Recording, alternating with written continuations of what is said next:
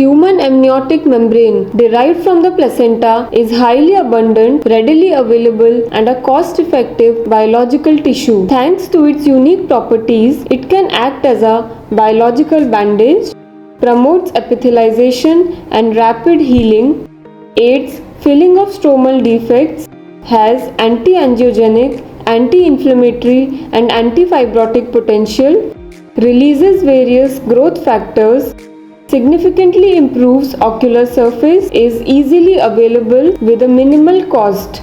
It is the most suitable substrate or a natural scaffold for cell seeding, proliferation and differentiation. This makes it an ideal substrate for various ocular surface diseases. Preparation of amniotic membrane involves collection of placenta from an elective C-section. Amnion and chorion are separated from the placenta and processed under aseptic conditions. Then amnion is separated from the chorion, cut into small sizes and washed with phosphate buffer saline containing an antibiotic cocktail. Then the membrane is flattened on nitrocellulose papers to obtain fresh amniotic membrane graft. Using this fresh membrane always has the risk of transmission and is associated with tissue wastage. Thus, storage for at least 6 months is recommended to avoid the window period of infection. Two preservation methods commonly used include cryopreservation and drying method. For cryopreservation, the membrane flattened on nitrocellulose paper is placed in sterile tube containing Delbecque's medium and glycerol and then stored at -80 degrees. Though cryopreservation has various advantages, it has few limitations like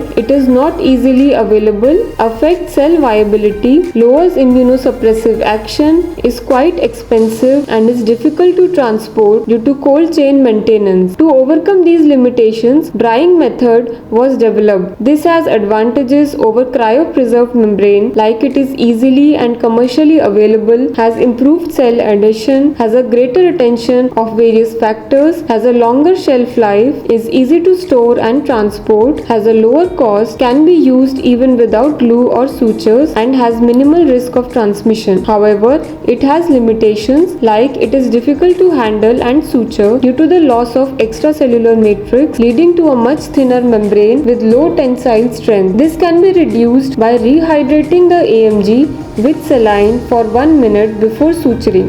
Drying of the amniotic membrane can be done by two methods: freeze drying or lyophilization, in which water is removed by sublimation and the membrane is freeze dried at -60 degrees under vacuum conditions for 48 hours, or air drying, in which it is exposed to air for different periods. Following this, it is vacuum packed at room temperature and sterilized using gamma radiation.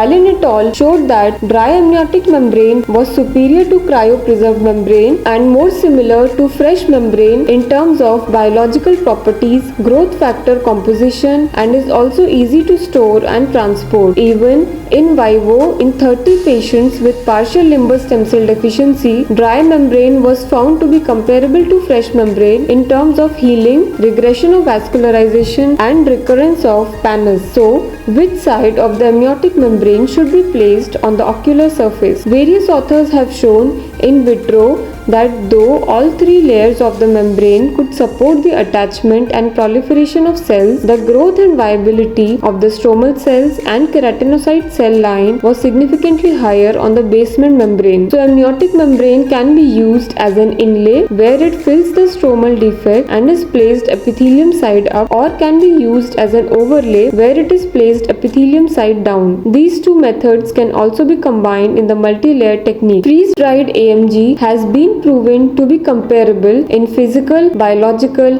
and morphological properties to cryopreserved form with an equal efficacy in supporting the growth of corneal epithelial cells. Dry AMG has been used for various indications like for healing of persistent epithelial defects, in recalcitrant or non-healing corneal ulcers, and in pterygium excision. Herein we describe the use of dry dry amniotic membrane in patients with ocular surface diseases including climatic droplet keratopathy with stromal thinning and acute thermochemical injury. So the first patient is a 65-year-old male presented with foreign body sensation, intermittent redness and watering since 1 year. The best corrected vision was 636. On examination, there was diffuse conjunctival congestion with Herbert pit, diffuse anterior subepithelial and stromal haze, an oval corneal lesion with irregular surface associated with stromal thinning. ASOCT revealed a corneal thickness varying from 500 to 850 microns in the area of the lesion with multiple intralesional cavities. The stromal thickness below the lesion was only 316 microns. The central corneal thickness was 460 microns with anterior stromal and subepithelial scarring. So first, inflammation was controlled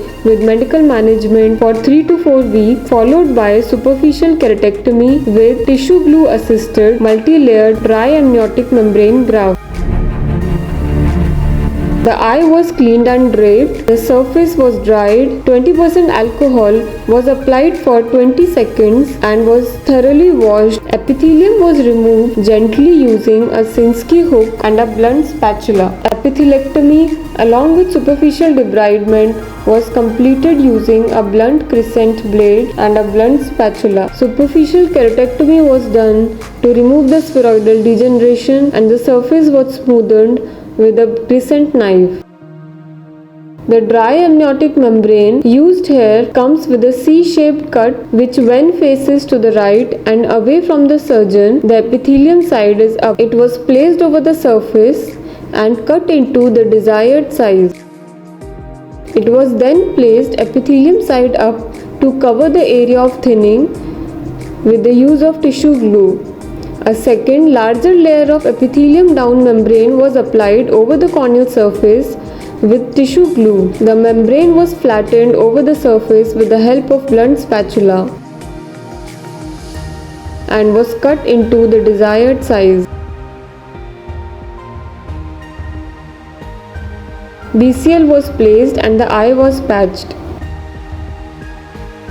Post-operatively, symptoms improved with no foreign body sensation and BCVA improved to 612 with a reduction in corneal astigmatism from 3.5 to 1 diopters. Complete healing with resorption of AMG was seen at 4 weeks. We have also used dry AMG in 6 patients with grade 2 or more ocular burn due to acute thermochemical injury. Complete healing of the ocular surface was noted within 4 weeks. These are a few examples. Thus, to conclude, dry AMG is a useful alternative to cryopreserved AMG in emergency situations like chemical injury, persistent epithelial defect, corneal stromal thinning, impending perforation and perforation. Since it is easily available, easy to transport, low cost, can be stored at room temperature, safe to use and offers a better cell migration and adhesion. Thank you.